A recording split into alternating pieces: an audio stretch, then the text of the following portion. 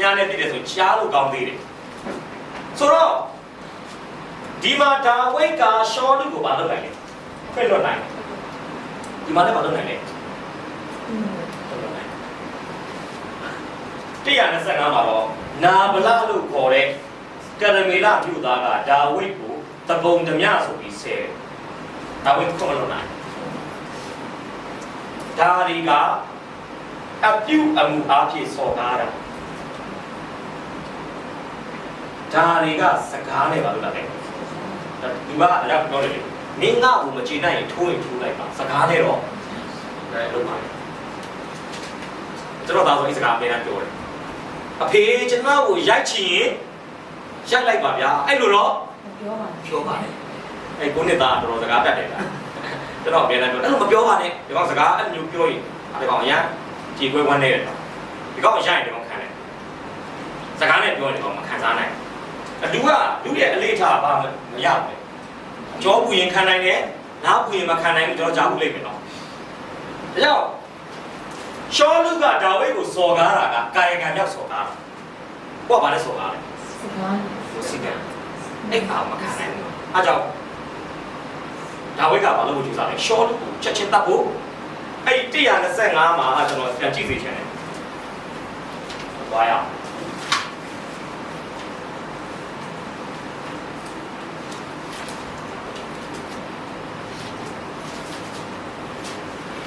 တိတ်ကာလလက်ရှိကာလကိုကျွန်တော်လည်းရေးပေးတယ်125ကြည့်ရအောင်အတိတ်ကာလဒါဝိဒ်နဲ့နာဗလနဲ့ပတ်သက်ခဲ့တဲ့ဟာလေးကိုကျွန်တော်လည်းကြည့်ပေးတယ်100ခန်းကြီး25ဘာမှကြည့်လဲဆိုရင်အပိုင်ငယ်ခွန်နဲ့ခွန်ရှိအပေးပါဘုရားရဲ့သုံးဝိနဲ့တော့ညာရှိသောကျွန်တော်ကြားပါ၏ကျွန်တော်တို့ရဲ့အမှုတွေတော့ဘုရား၏ကိုယ်ချိန်ကိုကျွန်တော်တို့ဒီမပြပါပါသူတို့ဒီကရဝေလာဘုရားရောကာလပတ်တော့သူတို့ဥစ္စာသုံးတူပြမပြပါဘုရား၏လူတွေတို့ကိုမြင်ကြပါတော့သူတို့ဒီပြောကြပါလိမ့်မည်ထို့ကြောင့်ကျွန်တော်ဒီလူတွေတို့ဒီရှေ့တော်၌မြင်ရကြပါစေကျွန်တော်တို့ဒီမင်္ဂလာပြည့်လိုက်တော့ပါပြီလက်တော်၌ရှိတဲ့ကိုကိုရောကျင်ညာကိုရောဤသာသာဝေလာနာလူပါလူဆေယံကြောင့်ဘာချိုင်၍လွတ်လိုက်၏ဟုတ်ပြီဘယ်လိုပြောလဲမင်္ဂလာနေ့၌ရောက်ပါ၏သူကဘာအတိတ်ကာလကိုဘာပြန်ပြီးမှထိုးပြလဲဆိုရင်ဒါဝိဒ်ကအတူလာခံတာအဲ့ချိန်မှာနာဗလကဘာလုပ်နေလဲသိုးမွေးမြတ်ပွဲကျင်းပနေပြောချင်တာကငါးကံမှာငါးမွေးတဲ့လူတယောက်အတွက်ဆိုရင်ငါးကံပေါ်တဲ့အချိန်ကလက်ဖြားမှာငွေသီးတဲ့အချိန်တောင်သူဦးကြီးတယောက်အတွက်စပားရိတ်တဲ့အချိန်ကဘာဖြစ်တဲ့အချိန်လဲငွေပေါ်တဲ့အချိန်သိုးမွေးတဲ့လူတယောက်အတွက်သိုးမွေးညက်တဲ့အချိန်ကဘာပေါ်တဲ့အချိန်လဲဒါဝိဒ်နာဗလကိုအကူကြီးလာတောင်းတဲ့အချိန်ကဘယ်အချိန်လဲကူညီနိုင်တဲ့အချိန်ကမကူညီနိုင်တဲ့အချိန်ကကူညီနိုင်တဲ့အချိန်ဘာကျွန်တော်ရေးပြချင်တယ်သူကကူညီနိုင်တော့အချိန်မှာလာကူညီတောင်းတာကူညီတောင်းရတဲ့အခါမှာလည်းအချိုးအကြောင်းရှိတယ်ဘာလို့လဲအတိတ်ကာလနာဗလရဲ့တိုးထိန်တွေကန္တာရထဲမှာတိုးကြောင်းတဲ့အချိန်မှာလူယူတက်စီချင်းမခံဖို့အတွက်ဒါဝိဒ်နဲ့သူ့ရဲ့လူတွေကဒီတိုးထိန်အဖွဲ့ကိုကာကွယ်စောင့်ရှောက်ထားတယ်အခုသုံးဝင်းရက်ပွဲကျင်းပရဲဆိုတာကြားလိုက်မှာဒါဝိဒ်ကလာပြီးရိတ်ခါလာတောင်းတယ်ပဲရှင်းရှင်းပြောမယ်ဆိုရင်တော်တော်ထဲမှာနေတာကြတော့စားတဲ့ရိတ်ခါမလုံးတော့ဒါကြောင့်လူ10ယောက်ကိုတွေ့ပြီးပါအလူခံတယ်ကျေးဇူးပြုပြီးခမည်းမင်္ဂလာရှိတော်လေးနဲ့ရောက်ပါပြီဆိုတော့ဖြစ်လဲရေကန်တဲ့ကြာတဲ့နာဗလငွေပေါ်နေတဲ့အချိန်မှာဒါဝိဒ်ကသူ့လူတွေကိုလွှတ်လိုက်တာအချိန်တိုင်းကောင်းပေါ့အဲ့ဒီမှာဗာတောင်းတယ်ကျွန်တော်တို့ကိုစပြည့်သီးလေးစပြည့်ရည်လေးဟာလာအသားပြင်လေးကူညီပါဦးဆိုကူညီတောင်းတယ်ဘာအရစိတ်ဆိုးတယ်လားပြောလဲငါကျွန်နေငါအလုပ်သမားတွေကိုတိုက်ရမယ်အမဲသားတွေစပြည့်ရည်တွေကိုမင်းလိုမျိုးရေရှဲသားရှောလူကိုပုံကန်တဲ့သဘုံနဲ့သဘုံဖွဲ့ကိုငါပေးရကောင်းလားဆိုပြီးဘာလို့လဲအပက်ဆက်ဆက်ဒါဝိဒ်အရစိတ်ဆိုးတယ်အဲ့တဲ့တင်းကိုလူ10ယောက်ကပေးသွားပြီးတော့ဒါဝိဒ်ကိုအိတ်သွန်ဖာမအောင်လုပ်လိုက်သူရဲ့ငယ်သားတွေကလည်းကျွန်တော်ထင်တယ်10ယောက်ဆိုတော့ကြည့်လိုက်လေတယောက်တည်းပြောရင်ဇက်လန်ကလက်ပတ်လေချင်မှလေပဲ10ယောက်ဆိုတော့ဘာလုပ်လဲတယောက်ကြံတဲ့နေရာပြပြန်ပြီး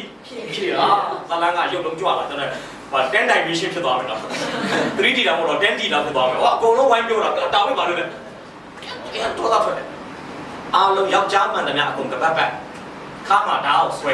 ဒီညရင်းချင်းငါတို့စစ်ချီပဲနာဗလာနဲ့အတိုင်းဝိုင်းမှာရှိတဲ့ယောက်ျားမှန်သမျှတယောက်မကျန်အဲ့ဒီအချိန်မှာနာဗလာဆိုတဲ့ပုဂ္ဂိုလ်ကမူယူနေတော့အနေလေးတော့လက်ရှိထဲမှာမြင်ဒါဝိကနာနေပြီနာဗလာရက်မူနေနာဗလာရက်မူနေအဲ့ဒီတည်င်းကိုဘာဖြစ်လဲဆိုရင်နာဗလာမှာမိမရှိတာအဘိဂဲလာလို့ခေါ်တယ်ဒီမိမကတော်တော်လေးကိုဟလာအစင်းတရံလှပပြီးတော့မှနူးညံ့တိုင်ဝေးတဲ့မိမငယ်သားတယောက်ကဘာပြောလဲဆိုရင်ကျွန်တော်တို့တခင်ကိုဒါဝိကအကူကြီးလာတောင်းတယ်တခင်ကညင်းလွတ်လိုက်တယ်အပတ်ဆက်ပြောလို့တဲ့အခါမှာဒါဝိကသူ့လူတွေနဲ့ဘာလုပ်နေလဲကျွန်တော်တို့ကိုတတ်ဖို့လာနေပြီးပြောတော့သူ့ယောက်ျားကိုသူသွားပြောလို့သူ့ယောက်ျားလူမှန်းသူမှန်းမသိအောင်အမှဒီမိမအရန်ပါနေတယ်ဘာလို့လဲဒါဝိတောင်းဆိုထားတဲ့အပားတွေစပြည့်ရည်တွေကိုတရိတ်ဆန်ပေါ်တင်ပြီးဒါဝိလာတဲ့လမ်းမှာဘာလို့လဲဒီလိုဆုံးကြတယ်လေအုံစင်းလုံးနေရာမျိုးမှာဒါဝိကိုတွေ့ရတယ်သူစီးလာတဲ့တရိတ်ဆန်ကအစင်ပြီးမြေကြီးပေါ်မှာဘာလို့လဲရောက်ဝင်တယ်ရစားတော့တယ်တုတ်တန်15ပိုက်နဲ့တင်မှာကြမ်းတမ်းတဲ့စကားဟာအမျက်ကိုလို့ဆုံးတယ်ဖြင်းညင်းတဲ့စကားဟာဟုတ်တယ်မျက်ကိုပြစိတ်ကိုပြစီတယ်ဒီမိမအရာလိမ္မာပါဖြစ်လဲဘာသာလဲဒီပြဿနာကိုကောင်းကောင်းကိုင်တွယ်တာနော်မဟုတ်ရင်ယောက်ျားမှန်တယ်ဗျမမှန်မနဲ့တောင်းအသက်မရှိတော့အဲ့ဒီမှာကြမ်းချက်လေးကျွန်တော်ပြေးချင်တယ်သူပြောတဲ့ကြမ်းချက်ကျွန်တော်ဘာမှကြည့်လဲဆိုရင်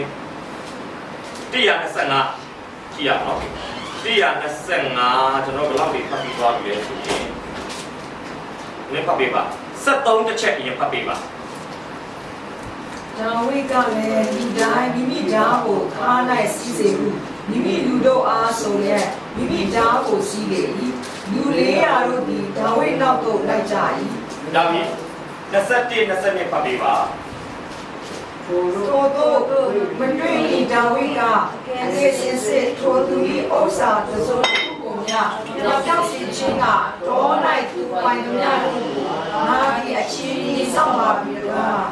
ငါကောင်းသောမှုအတွက်ကောင်းသောမှုကိုသူပြုပါပြီလားလက်ပြမိုးလင်းသောအခါငါဗလာဒီဆိုင်သောသူအပေါင်းတို့တွင်ယောက်ျားတစ်စုံတစ်ယောက်ကိုငါချန်ထားရင်ထိုမြမကထောရဖြာသည်ဒါဝိဒ်၏ရန်သူတို့အားပြုတော်မူစေတည်းဟုဆို၏ဟုတ်ပြီဘယ်တော့ရောက်သွားပြီလဲ20ပြီးတော့ပါ26ဖတ်ပေးပါယခုမှဆွမ်းနာခြင်းကိုတော်သည်လူရဲ့ကိုတန်ရှင်းတာမတော်ပြီးအကြောင်းကိုလည်းနေကိုအမှုကိုဆောက်၍အပြည့်အစုံပေးပြီးအကြောင်းသာရဘုရားစီတာတော်မူဖြစ်၍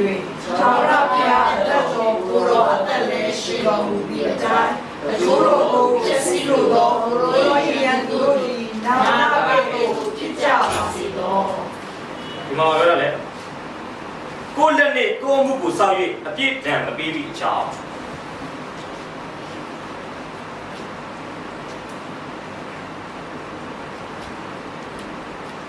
ဒါဝိကိုသူဒါထောက်ပြတယ်။နောက်30ကနေ35ထာဝရဘုရားတတိထားတော်မူပြီးအတိုင်းကိုရော၌ကျေးဇူးပြု၍ဣသေလမျိုးကိုအုပ်စိုးစေခြင်းကခံထားတော်မူသောအခါသူမ၏ခင်ကိုရောသည်အကြောင်းမရှိဘဲလူအသက်ကိုတတ်ပြီးသောကြောင့်ကောကိုယ်မှုကိုဆောင်၍အပြည့်အစုံပေးပြီးသောကြောင့်ကောသူမ၏ခင်ကိုရောသည်စိတ်နှိုးရဲ့ခြင်းကိုယ်တိုင်ကိုအပြည့်တင်ခြင်းဖြင့်ကင်းလွတ်တော်မူပါစေသော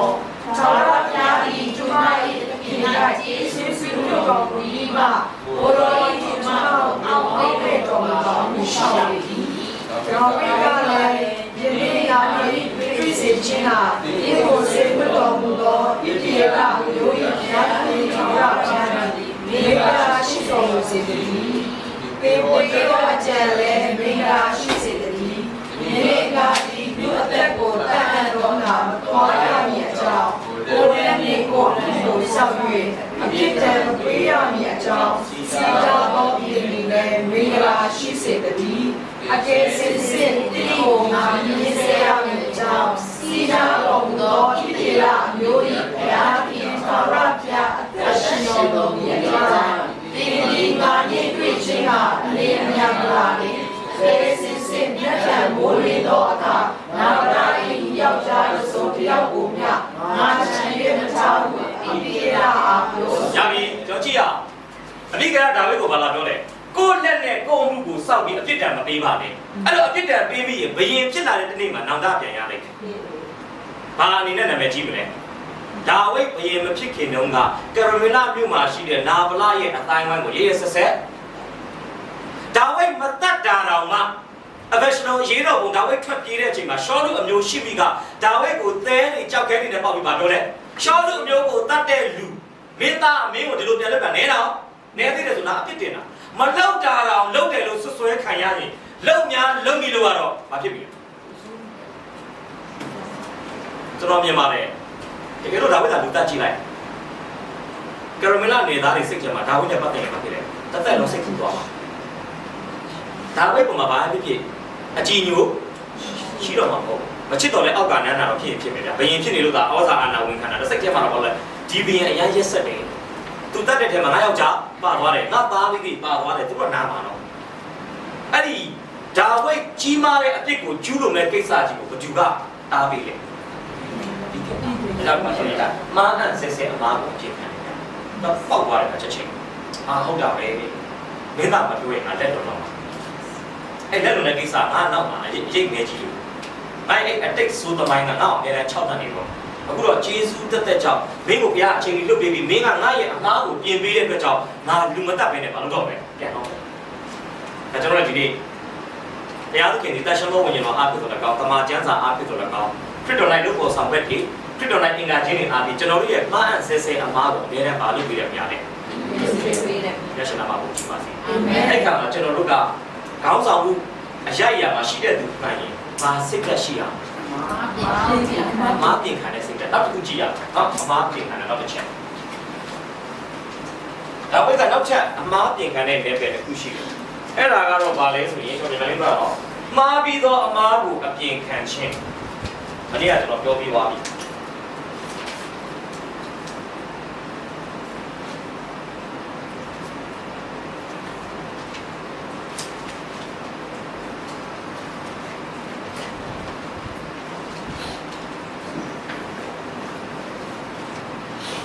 ဓမ္မရာဇဝင်ဒုတိယဆောင်အခန်းကြီး7အပိုင်ငယ်1မှ9ပြီးရင်အပိုင်ငယ်6ကနေ14ကျွန်တော်နိုင်ရှင်ပြီးကြည့်ဖို့က300အခန်းကြီး20အပိုင်ငယ်24ပြီးလို့ရှိရင်26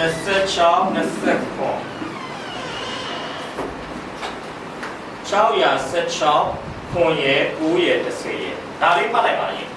နေ့ရစနေတင်ကမနေ့ကလည်းကျွန်တော်ချပြီးသွားပြီနော်ကျွန်တော်အချိန်နာရီကိုချွေတာတဲ့အားဖြင့်အချက်ကြည့်လက်တဲ့အချက်လက်ကလေးကိုကျွန်တော်ပြီးဖတ်စေချင်ပါတယ်နေ့ရခန်းကြီး7နှစ်ကျွန်တော်တစ်ချက်လောက်ပဲဖတ်ပြပါဘာမှကြည့်လဲဆိုရင်အပိုင်နဲ့ခုနှစ်ပဲဖတ်ပြလိုက်ပါနာဘာသာရဲ့ထိုးသူဒီကအခြားသူမဟုတ်ကိုလိုတော်ဖြစ်ပါ၏တိတိယအမျိုး၏ဘုရားသခင်ဆောရပြမင်းတော်မူဒီကငါသည်မိတ္တိဖြစ်၍တိကိုတိတိယရှိရာ၌ခံပါ၏ရှောလူလမ်းပါတဲ့ကေလူပြီးဟုတ်ပြီနောက်အပိုင်ငယ်73ဒါဝိဒ်ကလည်းငါသည်သာရတရားကိုပြပါ၏နာသာတာကိုချာ၍နာသာကတဲ့တော်ကိုချမ်းသာစေခြင်းကသာရတရားဤကိုတော်ကိုပဲတော်မူ၏ကဲဘာလို့လဲကျွန်တော်မနေ့ကလည်းပြောပြီးသွားပြီဘယင်ရဲ့အပြစ်ကိုပြင်ရတာခက်လားမခက်ဘူးလားမမတာမန်အရက်သူမိမတယောက်သူ့ကိုပြင်ပေးတယ်အခုတော့ prophet ဆိုတာဖယားလူမှန်ပေမဲ့ရှင်ဘီနဲ့ရှင်လိုက် prophet တည်တယ်နိုင်ငံထဲမှာရှင်ဘီလောက်မျက်နှာကြီးတဲ့လူတော့မဟုတ်ဘူးအခုတော့သူလည်းဘာလို့ရတာလဲဒါဝိဒ်မှားတဲ့အမားကိုတော့ပြင်ရဒီ300ခန်းကြီး20ပိုင်းနဲ့24မှာ prophet မိခါအမှန်တိုင်းပြောတဲ့အတွက်ကြောင့်ပါရိုက်ခံရပြီးထောင်ထဲပါဘူးလေနောက်616အပိုက်ကခွန်930မှာလဲအမှန်တိုင်းပြောတဲ့ prophet ကိုရှင်ဘီကထောင်ထဲပါလို့ပဲအဲ့ကမှာရှင်ဘီက prophet တွေကိုထောင်ထဲအရန်ထည့်တယ်မှာဒါတော့စဉ်းစားကြည့် prophet နာသန်ဘာဖြစ်နိုင်လဲသူ့ရဲ့အသက်လုံခြုံမှုတော့ဒါသူပြောတယ်ဗျာ အောင်စရာပဲ prophet နာတန်ကဒါဝိဒ်ရဲ့မှားပြီးသားအမှားသူများမိမကိုပြင်ပါတယ်သူများလင်ကိုတတ်တယ်ဗျပြင်တဲ့အခါမှာဒါဝိဒ်အပြင်မှာလုပ်တယ်ပြင်ပါတယ်အဲကြောင့် prophet နာတန်ကပြောလေရှင်မင်းကြီးရဲ့အပြစ်ကိုဘုရားရှင်ခွင့်လွှတ်တယ်ဒါပေမဲ့အပြစ်ကိုခွင့်လွှတ်ပြီးမဲ့အပြစ်ရဲ့ consequences အပြစ်ရဲ့အကျိုးရလဒ်အပြစ်ပေါက်သွားလာတဲ့ဒီတူလေးရတော့ဧကမှုချသေးကိုဘုရားရှင်ကျွန်တော်တို့အပြစ်ကိုဘယ်လောက်ပဲခွင့်လွှတ်တယ်လို့အပြစ်ရဲ့အကျိုးဆက်ကိုကျွန်တော်မလုပ်ရမယ်မှန်ပါဗျာမိတ်ဆွေမတရားသောမိထုံပြုရဲဆိုပါဆိုမတရားသောမိထုံပြုရဲ့အပြစ်ကိုဘုရားသခင်ကခွင့်လွှတ်ပြီးမဲ့မတရားသောမိထုံပြုခြင်းအပြင်ရလာတဲ့ consequences ကိုကျွန်တော်တို့ရင်ကိုHIV positive ဖြစ်သွားတာလို့ဒါမျိုးကျွန်တော်တို့မှပေးတာတကတိုင်းစီလို့ပြောတာတော့ဘုရားတော်မိတ်ဆွေဒီအပြစ်လုပ်တဲ့ကြောင့်ခွင့်လွှတ်တာတကံတာအဲ့ရလတ်ကတော့ပါပဲလေအဲ့ရလတ်ကတော့စိုက်တဲ့အတိုင်းရိပ်ရတဲ့ရလတ်ကိုပြောမှာပေါ့နော်အဲ့ဒါကတော့လာမှာပဲဖယားနဲ့စီကြားမှာရှိတဲ့ဝิญญาဆက်သွယ်ရေးကတော့ပြဿနာမရှိဘူးဒါပေမဲ့ခန္ဓာဗေဒအရာတော့ပြဿနာနည်းနဲ့ညာမှာလို့လေမရောက်ဘူးအဲ့ဒါအကျမ်းစာရင်သိရမှာပဲတရားသခင်ဒီအပြစ်ကိုခွင့်လွှတ်ပေးမယ်အပြစ်ရဲ့အကျိုးဆက်ကိုတော့အပြစ်ကျူးလွန်တဲ့သူရဲ့အသက်တာမှာတက်ရောက်ခံစားစေလေးရှိဟုတ်ပြီနော်အဲ့ဒါဝိလည်းခံရတယ်ဗျသူအပြစ်တော့ခွင့်လွှတ်တယ်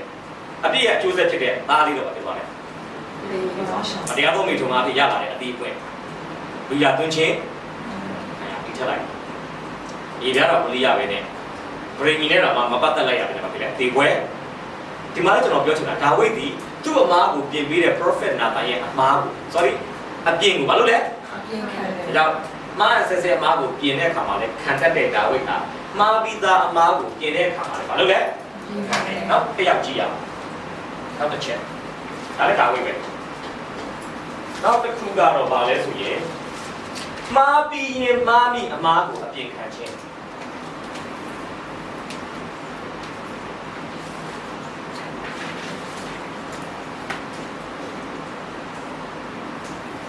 မာပြီးရင်မာမိအမားကိုအပြင်ခံခြင်းဒါကတော့ Aveshalom ရေးတော်ကိုပုံကံမှုမှာဖြစ်ခဲ့တဲ့ဇာတ်လမ်းလေးဖြစ်ပါတယ်အဲ့ဒီချက်တော့ကြည့်ရကျွန်တော်ဘယ်နေ့ရတယ်ကျွန်တော်ပြောပြီးမနေ့ရပဲလား Aveshalom လက်နန်းတာလေဒါလည်းဧည့်သည်ဟုတ်တော့ Aveshalom ရေးတော်ကိုပေါ်တဲ့အခါမှာဒါဝိဒ်ထွက်ပြေးရ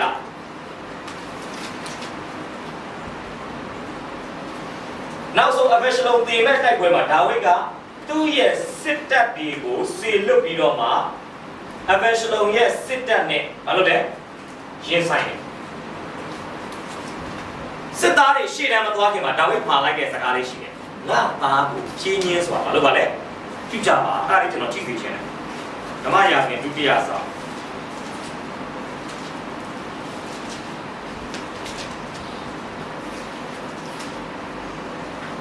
အဲ့ဆိုပြီးတော့ကျွန်တော်တို့ကလည်းရှင်မြင်ကလည်း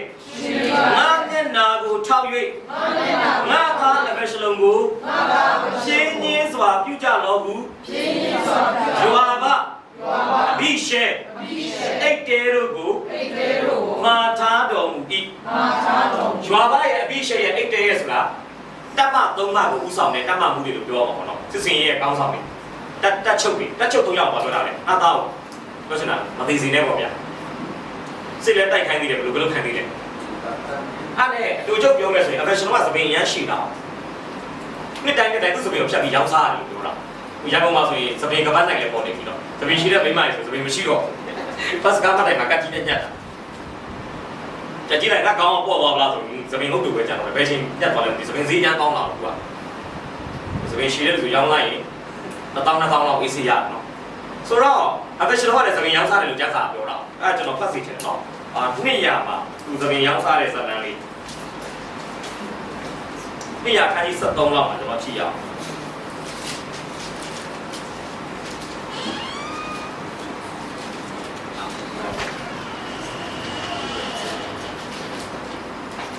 ဆိုရင်နှစ်ရ73နှစ်ရ14မှာကျွန်တော်ကလည်းဆိုပြပါနှစ်ရ14 25 29မှာဣသရေလအမျိုးတစ်မျိုးလုံးတွင်Aveshalom ကဲ့သို့အစင်းလာ၍ရှင်းဝမ်းရသောသူတယောက်များမရှိရှေပွားမှသည်ဦးကောင်းတိုင်အောင်အပြစ်တစ်ခုများမရှိသပင်လေးသောကြောင့်နှစ်တိုင်းဖြတ်၍တစ်နှစ်လျင်အကြက်တော်အတိုင်း ကျပ်30ရတတ်ဤသမီးရောက်စားတာပေါ့သမီးလေးလုံးလို့သမီးကိုဖြတ်ဖြတ်ပြီးရောက်မှာဒါဆိုတော့အဲ့စပင်းကသူ့ပြဿနာပါလို့လေသူတပိတ်ပြင်မှာသွားကြည့်တိုက်ပွဲတွေဖြစ်တဲ့အခါမှာကျွန်တော်ကြည့်စေချင်တယ်218အပိုင်ငယ်ကိုကျွန်တော်ကလည်းဆိုပြပါဒါဝိကျွန်တို့သည်အဘရှလုံကိုတွေ့ကြ၏သူသည်ညီးကိုစီးလက်ပင်ညီးသည်ကြီးသောတပိတ်ပင်အကိုင်းအခက်အောက်သို့ဝင်၍အဘရှလုံ၏ခေါင်းသည်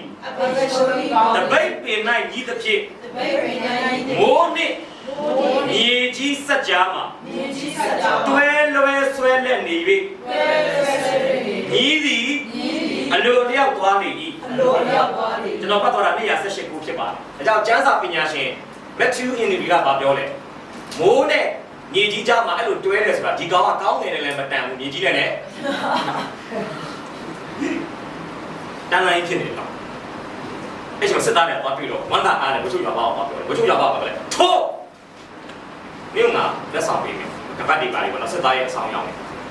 ဘာလို့ပြေဘယ်လိုမလုပ်ရဒါဝိကပါမှာထားလိုက်ငါသားကိုဖြင်းချင်းစွာ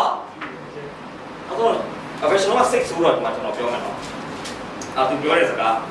18အပိုင်းငယ်17မှာရွာဘာကတင်းတီမြင်ခဲ့သည်မှန်လေအဘဲကြောင့်သူ့ကိုထိုး၍ညင်ကြီးပေါ်သို့မချခဲ့သည်ထို့သောပြုလင်ငွေအကျပ်30နဲ့ခါးစည်းကိုငါပေးပြီဆိုတော့ထိုသူကကျွန်တော်ဒီကိုလက်၌ငွေအကွက်30ကိုပင်ခံရတော့လေရှင်မြေသားကိုမပြုတ်နိုင်ပါကြောက်တယ်စသားအဲ့ဒီမှာအဘဲရှလုံးရွာဘာပါပြောလေရွာဘာပြောတဲ့စကားကျွန်တော်ဖတ်ပြမလားရွာဘာကတင်းနဲ့အတူနာမနေအားဟုဆိုလက်လှန်ရင်3စင်းကိုကန်၍တပိတ်ပင်အလယ်၌အသက်ရှင်လက်ရှိသောအဘဲရှလုံး၏နှလုံးကိုထုတ်ချင်းခတ်ထိုးလေ၏လက်နက်ဆောင်လူတွေတစ်ချိတ်တို့သည်လည်းဝမ်း၍အဘဲရှလုံးကိုအသေးတတ်ကြ၏နန်တူ3ချောင်းတော့ပြလိုက်နှလုံးသားကိုပြလိုက်နောက်ကျန်တဲ့ရွာဘဘီနာစစ်ကိုရံတော်အဖွဲ့ကလည်းဆွန်ကြီးလောင်းကြလိုက်တာနောက်ကျအဘဲရှလုံးကတော့တစားစီပဲဘိုင်းတပ်ပြလိုက်တယ်တကယ်ကိုစုပစက်တော့တေစိုးနဲ့ကိုတေးအဲ့တော့တေးပြီးတော့ဒီကတော့အဲ့ခင်မှာတော့ဘာရှိလဲဆိုရင်ခေါင်းဆောင်တေးတိုက်ပွဲပါဖြစ်တယ်ခေါင်းဆောင်တေးကိုရေးကြည့်တယ်